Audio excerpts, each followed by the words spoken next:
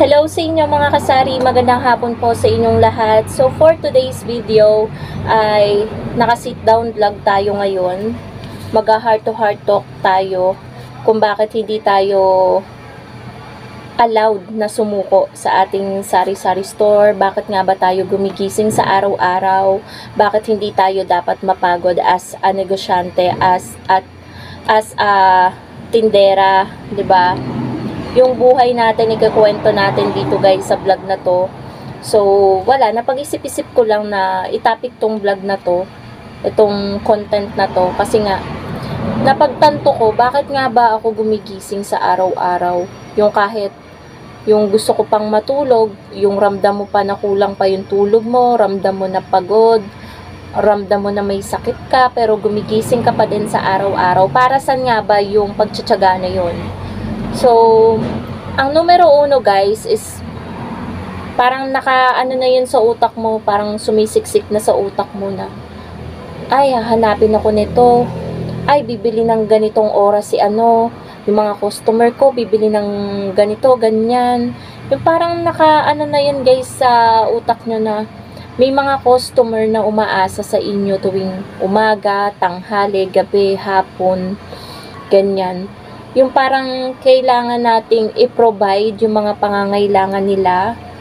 At the same time, dun sa pagpa-provide natin ng mga gusto nila or yung mga nire-request nila or yung mga binibili nila.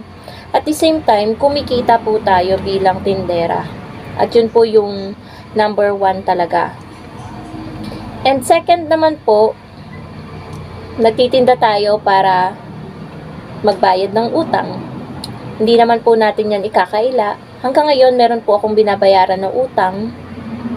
And syempre, bilang ito lang naman yung bread and butter bukod dito sa ating pagbablog, at least kahit papano, 'di ba, kumikita tayo sa pagbablog. Yan yung second na pinagkukunan natin ng income. Pero hindi po kalakihan yung sinasahod natin sa pagbablog, pero malaking tulong na po yan. And ayun, kaya tayo gumigising sa araw-araw para meron tayong kitain, para meron tayong pangkain, para meron tayong pambayad sa ating nag-iisang utang. And third naman guys, syempre, kapag nagnenegosyo ka or sabihin na nating sari-sari store, yung business natin, alam naman natin na hindi ganun kalakihan. Depende sa araw, kapag maliit ang benta, maliit din ang kita. So, kailangan nating mag-save. Ayan, savings kumbaga. Kahit papaano hindi yan nawawala sa atin bilang tindera. Kahit maliit man o malaki yung kita natin or benta natin, kailangan pa rin nating mag-save. Kasi guys, kapag nag-save tayo, syempre habang tumatanda tayo, nagmamature din yung ating ugali, yung perspective natin bilang tao. Depende na lang sa ibang tao kasi meron mga tumatanda pa urong, yung parang habang tumatanda parang mas bata kung gumalaw or yung pag-iisip nila ay pabata ng pabata. Meron kasing mga ganong tao, yung parang hindi nagmamature. Yung may mga asawa na pero buhay binata pa din.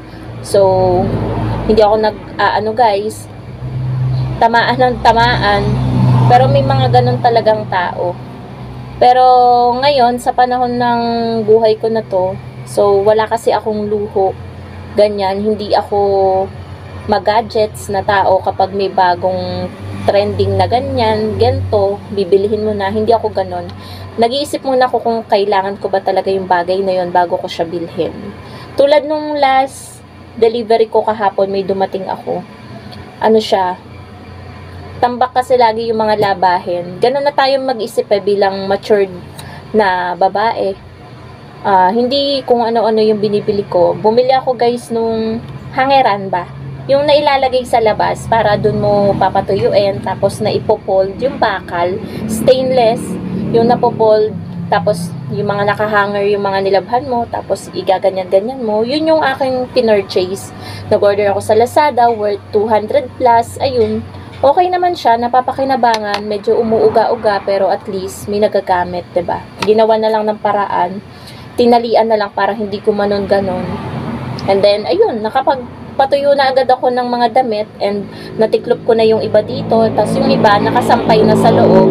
Tinanggal ko na siya na maaga kasi tuyo na rin naman. And then, kanina, kumulimlim kasi guys at medyo umambon. Kaya, ayun, tinanggal ko na siya dyan sa may labahan. And sakto din naman yung pinaglalagyan ko dyan. Saktong-sakto talaga siya. Kasyang-kasya yung pinagpwestuhan ko. So, bilang matured na babae or bilang adult, talagang kailangan nating mag-save ng pera. So, pang-apat is yung ating mga bills na kailangan bayaran. Siyempre, bilang nakabukod na tayo, hindi na tayo umaasa sa ating magulang. Siyempre, yung mga electricity bill, ganyan, yung bill natin sa tubig, kailangan natin niyang bayaran.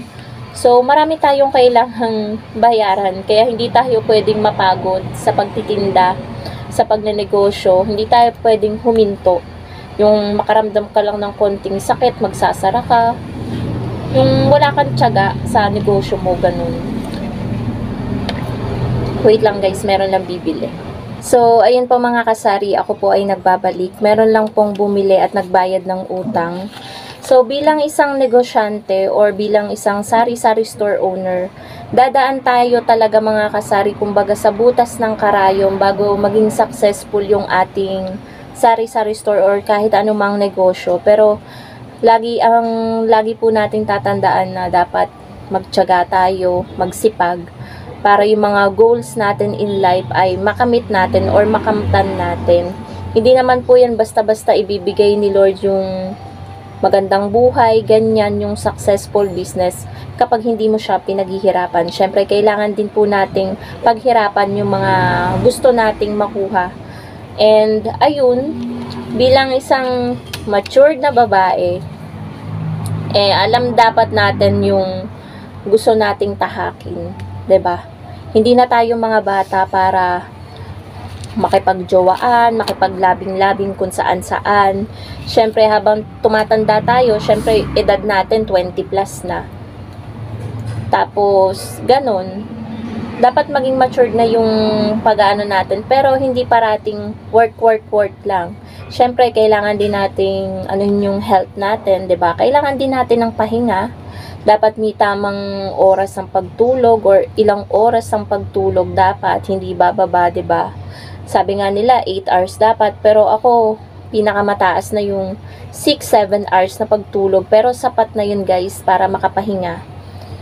Mas mahirap kung ang tulog lang natin 2-3 oras, ganyan, 4 na oras. Mahirap yun kasi talagang maglalantang gulay tayo niyan. Wala tayong energy sa buong maghapon, kaya kailangan sapat pa rin po yung pagtulog natin. Huwag pa rin po nating papabayaan yung ating kalusugan kahit po tayo ay may negosyo. Syempre, huwag nating titipirin yung sarili natin kapag pagkain. Kasi guys, talaga hindi naman masama kapag pagkain talaga. Kami, magastos kami sa pagkain, pero hindi naman masama yun as long as hindi natin sinasayang kung saan yung pera natin. Syempre, sa tiyan natin yan napupunta yung mga binibili nating pagkain. Meron lang guys, bibili ulit. Ayan guys, ako ay nagbabalik. Medyo dumilim na lang yung background natin kasi umuulan. Hindi lang masyadong rinig kasi hindi malakas guys yung ulan. Parang ambon na medyo malakas, ganun. Pero medyo rinig na siya.